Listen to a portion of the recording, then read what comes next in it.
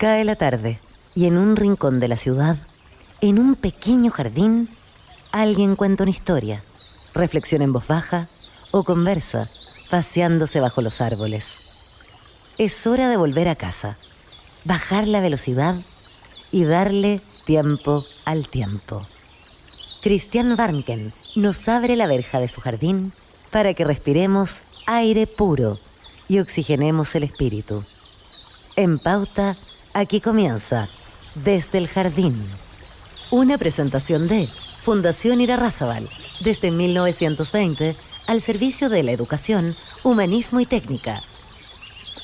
Lo esencial de toda exploración será volver al propio jardín y ver las cosas por primera vez, decía el poeta T.S. Eliot. Queridos y queridas radiovidentes que nos escuchan en Antofagasta, en Temuco, Viña del Mar, Valparaíso, también Santiago, los que nos siguen por pauta.cl o a través de Spotify.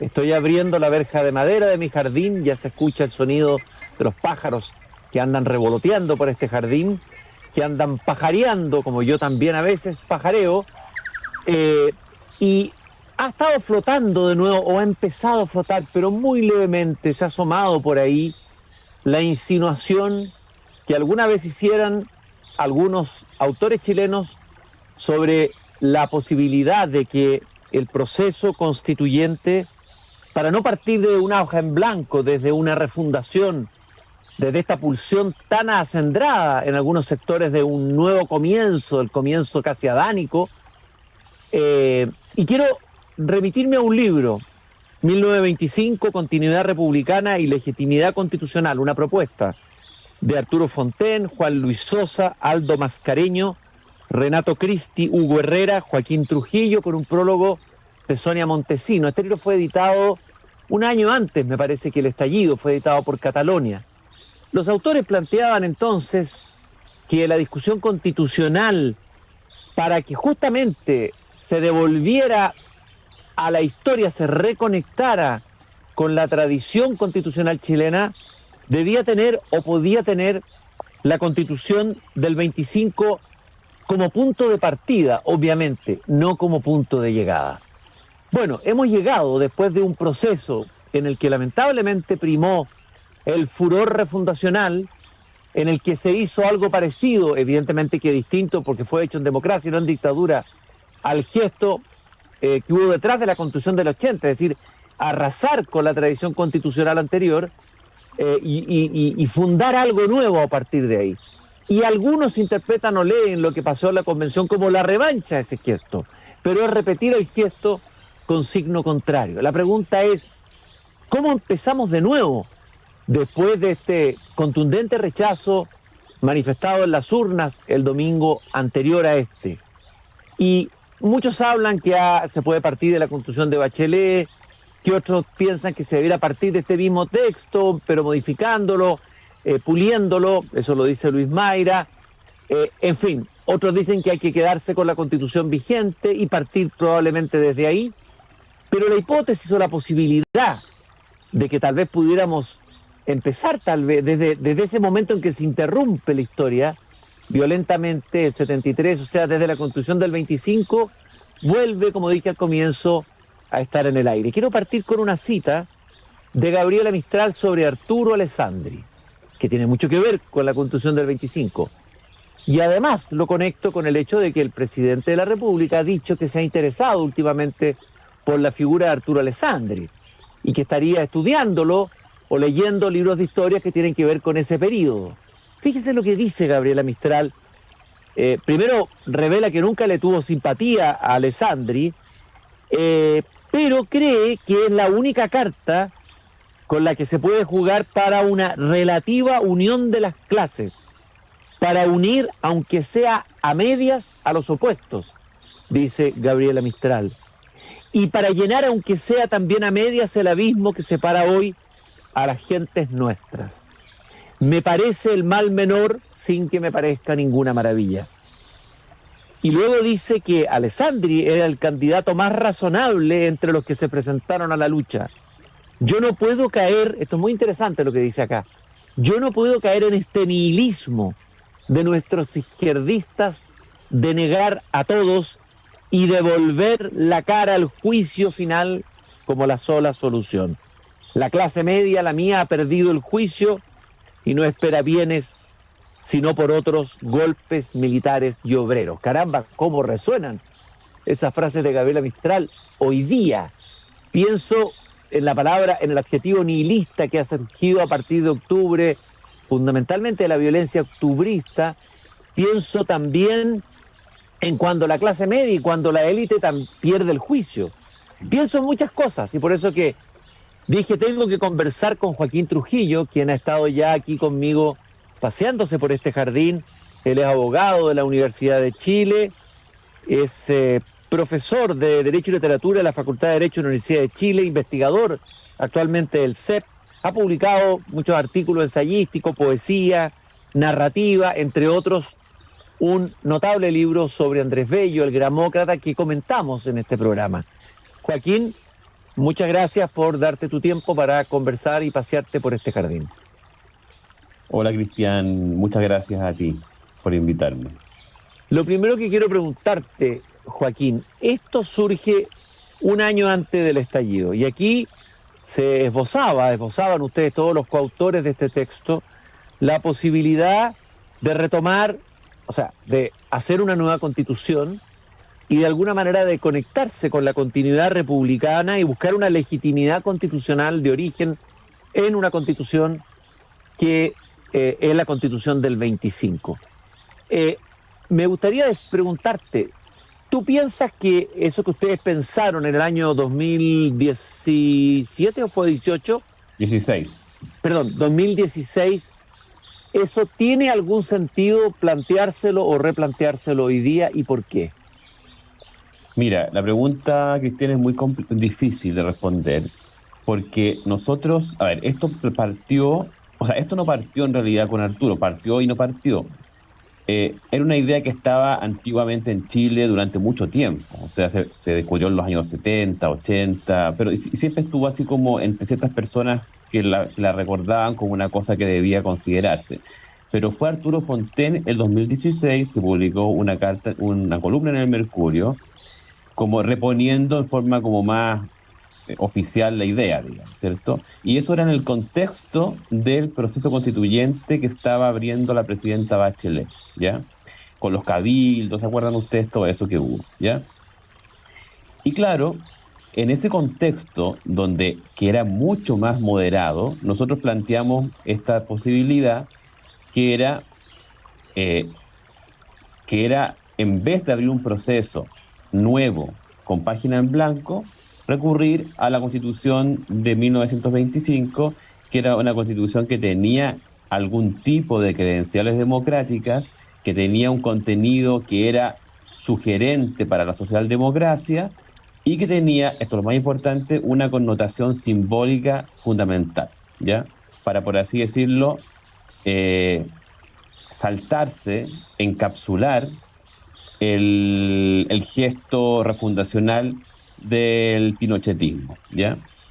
Eso fue muy importante y era en ese contexto que nosotros propusimos eso. Hicimos una serie de seminarios en la Universidad Diego Portales y en la Universidad Adolfo Ibáñez con muchos profesores, profesoras de Derecho Constitucional, de muchas universidades chilenas, de izquierda, derecha y centro. Hubo mucha gente que estaba a favor, hubo mucha gente que estaba en contra, otros estaban como no estaban muy decididos, ¿cierto? Les parecía una idea interesante, pero no alcanzaban a decidirse. Y esto finalmente se publicó como libro, ¿ya? Y ahí están los ensayos de todos los que estuvimos de acuerdo en escribir, y además con la polémica que hubo en el Mercurio y en los diarios chilenos en torno al asunto. Y claro, el problema es que cuando se desató el 19 de octubre y vino el acuerdo por la paz y una constitución, yo quiero decir una cosa, yo creo que ese acuerdo estuvo muy mal planteado desde el punto de vista intelectual, porque lo correcto habría sido plantear lo siguiente: ¿usted quiere la constitución del pasado, la del presente o la del futuro? ¿Ya? La del pasado era el 25, la del presente era la actual y la del futuro era la posible nueva, ¿ya?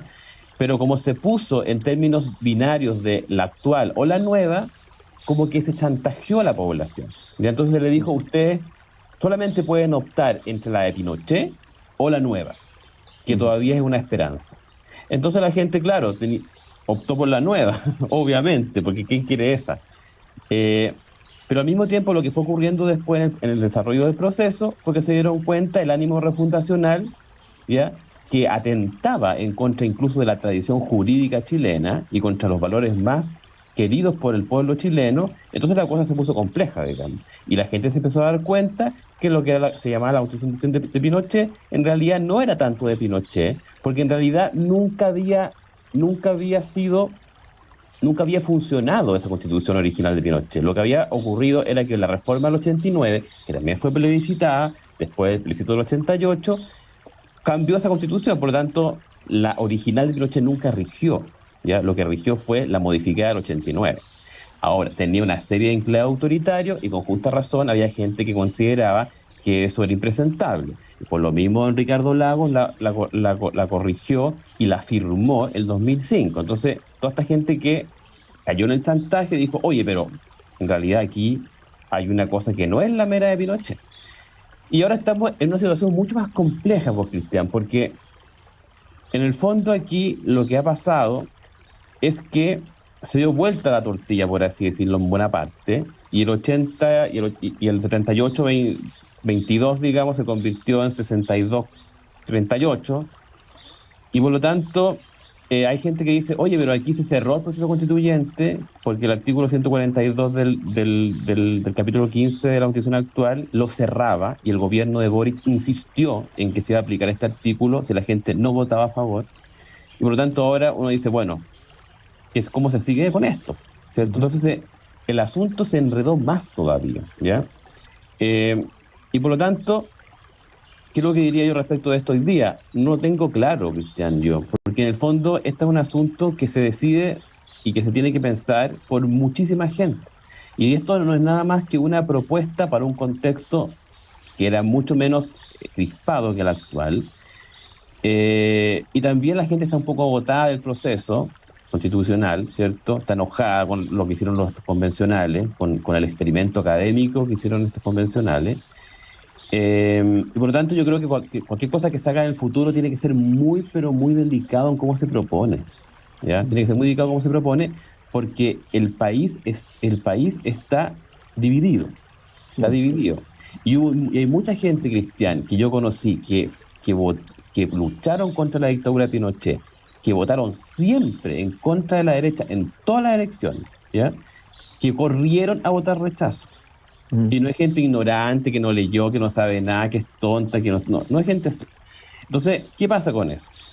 Que en el fondo hay como un nuevo escenario, digamos.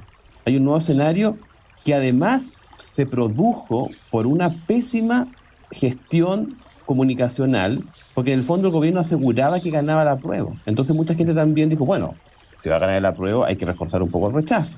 Pero se reforzó tanto el rechazo que quedó como hasta ahora. Entonces, ¿te fijas o no? Estamos como con un nudo gordiano, yo creo.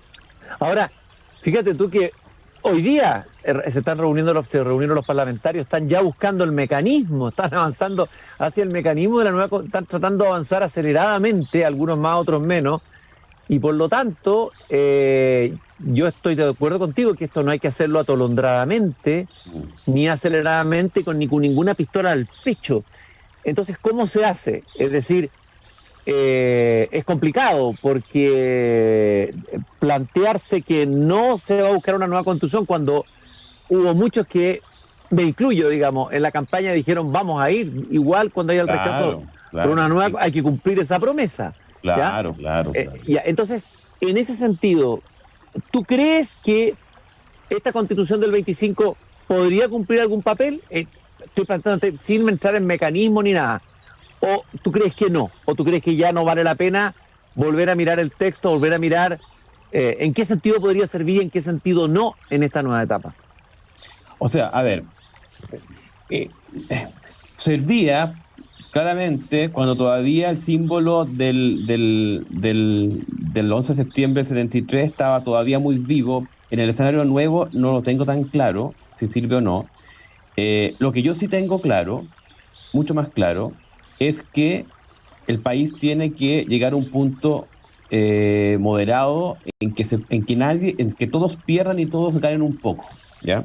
Ujú, Y creo que ese escenario todavía la del 25 sirve, ¿ya? ujú, ¿Por qué sirve? Porque en el fondo no es una enteramente nueva y por lo tanto no complace al grupo más extremo de la novedad, por así decirlo, y tampoco complace al grupo que quisiera conservar la del 80 tal como está, ¿ya? O corregirla mínimamente. Entonces, en ese sentido, hace perder a grupos, digamos, que se quieren apropiar del proceso para un lado u otro. Y tiene una gracia que es una constitución que acompañó el proceso de modernización del país en el siglo XX, ¿ya? Con los gobiernos radicales, ¿cierto? Incluso con los gobiernos demócratas cristianos, con el gobierno del presidente Allende. O sea, tiene todas esas credenciales democráticas.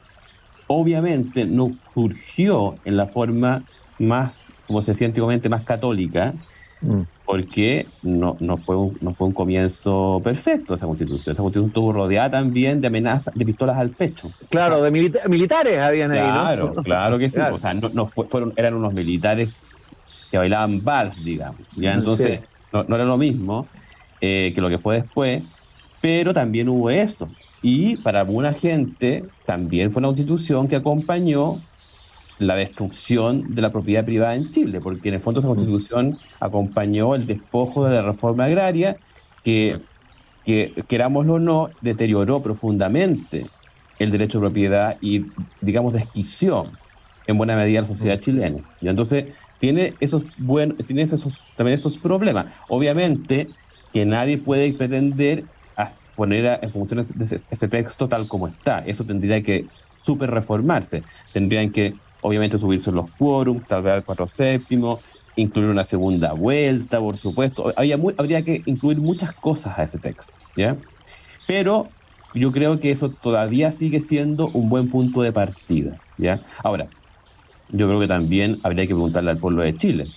O sea, también eso es otro punto, porque si el compromiso de los políticos es que el proceso siga abierto, pero el artículo 142 no dice eso, entonces también hay que hacer hay que hacer un equilibrio entre lo que dice la Constitución, por muy muerta que se considera que esté, y lo que la política quiere. ¿Se fijan o no? Porque hay gente que exige que ese artículo se cumpla, o sea, que se cierre el proceso. Por eso es que te digo que está muy complicada la cosa, porque aquí hay que ser capaz de generar una ecuación donde todos se sientan más o menos incluidos en la fórmula que se resuelva, ¿ya? Y eso es muy difícil de lograr porque hay que pensarlo muy bien, es una cosa muy delicada, Cristian, ¿ya? Creo. No cabe duda, no cabe duda. Yo creo que esto no se puede resolver y empezar a poner fechas, que vamos a resolverlo antes del 18 de septiembre, antes de bailar la primera patita de cueca. Eso me parece un poco atolondrado, un poquito precipitado, por decirlo menos. Es decir, hay que pensar que también el acuerdo de noviembre fue hecho bajo una presión y un estrés colectivo y político gigante, tremendo y radical. Una presión indebida, por Una decirlo. presión indebida, claro. Sí, por Entonces, decirlo muy caballero. habría que hacer ahora todo lo contrario, o sea, de realmente darse el tiempo de pensar bien. Yo estoy de acuerdo contigo. Ahora, te quiero hacer una pregunta saliendo un poco de la Constitución del 25. ¿Qué hay en este resultado del domingo? A ver, ¿qué hay en el fondo de este resultado del domingo? Muchos han dicho que aquí se ha expresado como una voz de un sentido común, incluso institucional, un cierto instinto institucional que estaría arraigado en el pueblo de Chile, que lo diferenciaría del resto de América Latina. Esta es la pasión por el orden, de la que hemos hablado tantas veces, que de alguna manera se manifiesta en este resultado tan contundente, tan masivo y tan popular que se dio el día domingo, Joaquín.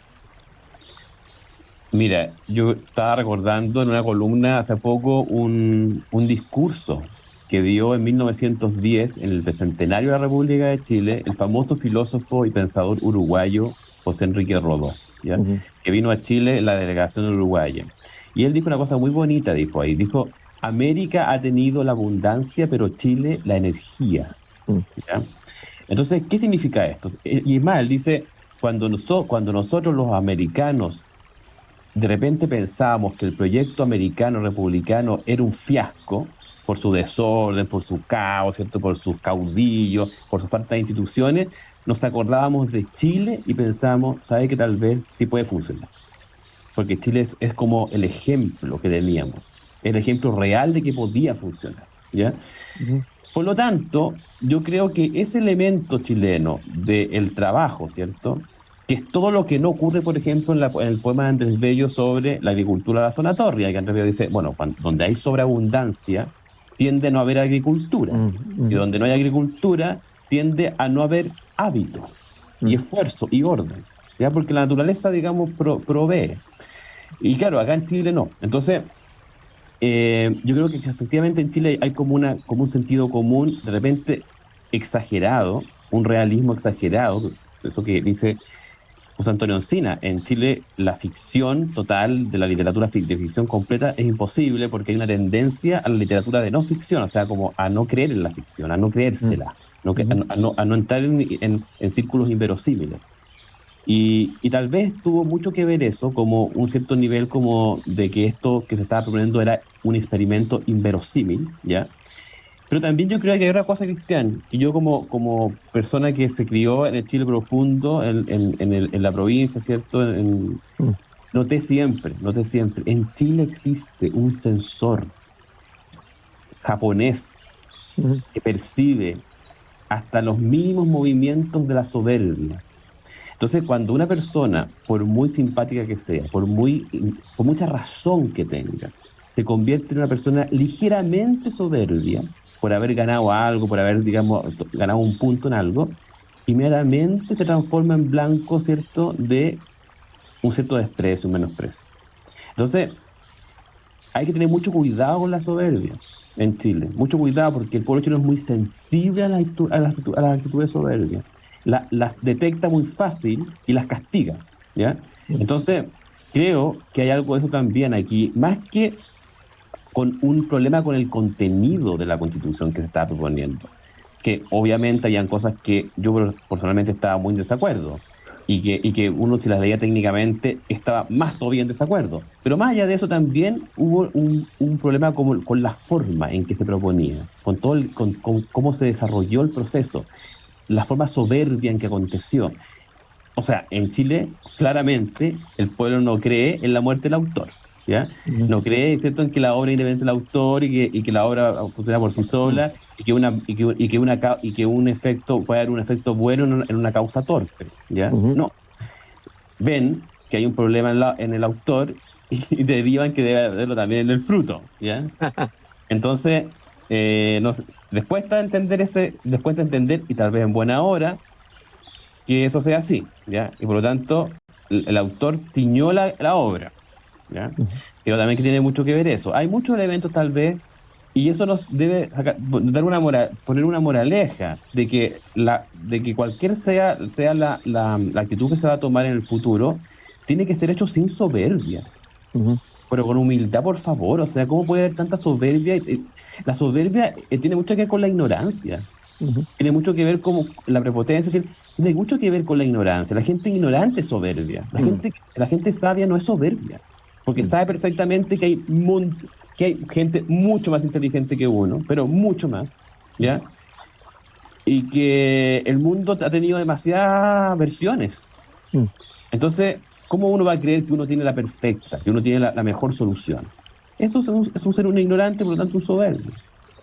De alguna manera, la soberbia, y estaba pensado también en la desmesura, no sé si está relacionado Sí, eso. claro, sí, sí. Bueno, el pecado, el viejo pecado griego, la hybris, o sea, parece que Chile castiga la hybris también, ¿ah? Sí, Ahí, completamente. ¿ah? Sí, sí, de acuerdo. La castiga duramente. ¿Ya? Y de repente pareciera que fuera como un país casi como esquizofrénico, porque un día está apoyando a este lado y si ese lado se pone soberbio, entonces apoya al otro y Ujú. va como equilibrando el asunto, ¿ya? Lo va balanceando. Eso es muy chileno y ha sido así no sé desde cuándo. En el artículo que tú escribiste dentro del libro de la Constitución del 25 me llamó la atención, el título es de cómo roto el estilo queda el símbolo, estilística y estilografía de la Constitución en Chile. Me gustaría hablar un poco brevemente ese tema del estilo y qué pasó con el estilo en este texto constitucional que se presentó. ¿Cómo lo evalúas desde el punto de vista estilístico y estilográfico? ¿Ah? Claro, esa es una distinción que tiene que ver como con lo que se llama el estilo en el orden clásico, que es que el estilismo es cómo se ha hecho, qué es lo que se estila históricamente en algo. Y la estilografía es cómo debería hacerse en relación a lo que se ha hecho, ¿ya? Son cosas más anticuadas, pero que funcionaron mucho en la manera de escribir constituciones en Chile. Sin ir más lejos, cuando Andrés Bello, por ejemplo, en varios de sus artículos del diario Araucano, se refiere a la Constitución de 1833, que era la del partido que él participaba y que había ganado en la guerra civil que concluyó con la batalla del Ircay, ellos siempre hablaban de la reforma de la Constitución de 1828, o sea, ni siquiera le ponían el año al 33. O sea, ese era el nivel de deferencia que tenía con el partido que perdió, ¿ya? Que había propuesto la del 28. Entonces, había este sentido, ¿cierto?, de cómo se iba encadenando estilísticamente el derecho chileno, incluso en las rupturas. ¿Ya? Incluso la ruptura. Claro, en términos de teoría jurídica pura, eran quiebres propiamente tales, ¿ya? Pero en términos no de derecho puro, sino que de estilística jurídica, no eran quiebres.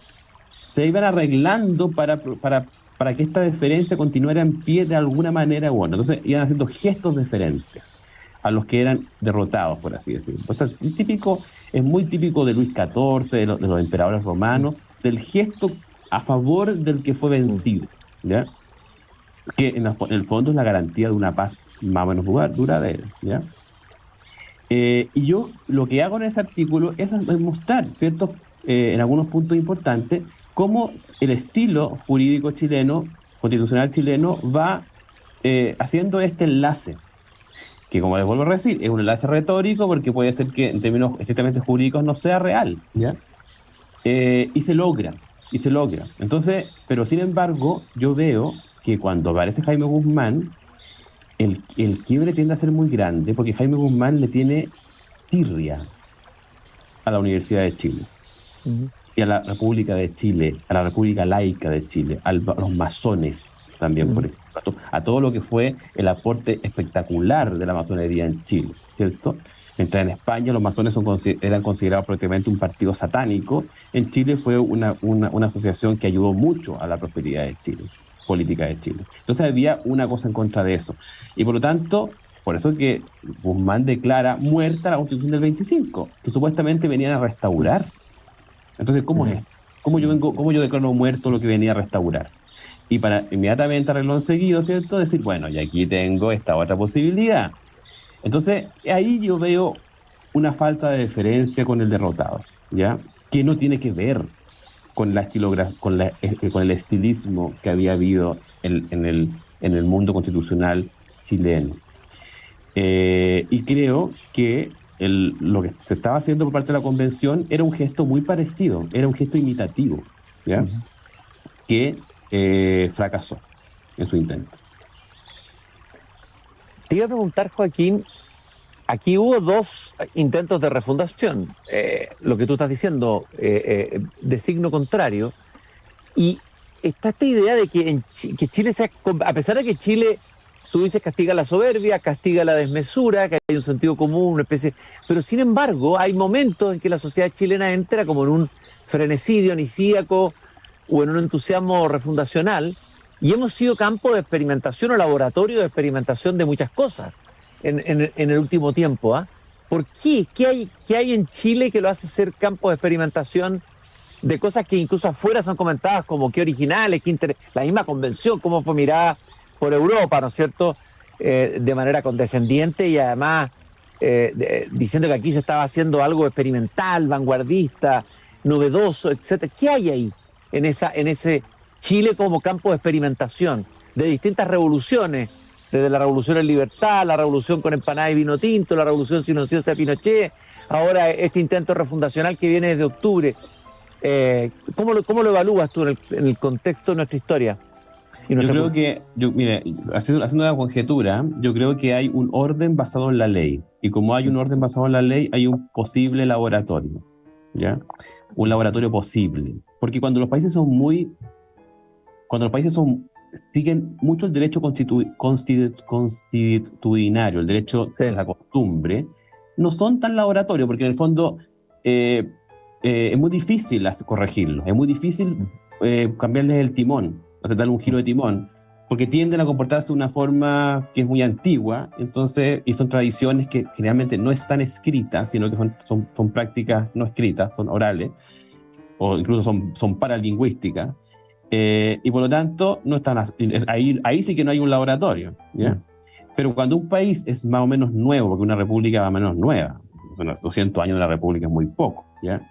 Y además es un país donde tiende a funcionar el imperio de la ley, no digo que funcione perfecto, pero tiende a funcionar, en buenos momentos tiende a ser estable y funcionar, entonces es propicio, es propicio. Y claro, lo que tú llamas, ¿cierto?, los momentos dionisíacos, son momentos que tienen que ver con el exceso de represión, de represión o de autorrepresión que tiene, yo creo. Entonces, como se autorreprime mucho, de repente tiene estas explosiones, pero que no duran para siempre, son como momentos, así como... Claro, es como no tenemos fiesta, pero nos desbordamos en el carrete, ¿no es cierto? No tenemos, Claro, somos malamente dionisíacos, o sea, una distorsión del verdadero espíritu dionisíaco, digamos. Terminamos en un exceso, en la borrachera, en la destrucción del espacio público, etcétera, etcétera, etcétera. Nos desmadramos, pero después retrocedemos, ¿ah?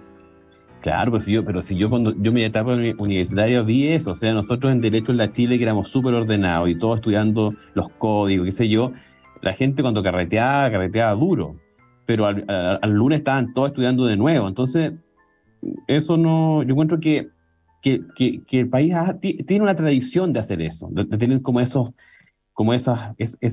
bacanales, ¿ya? Mm.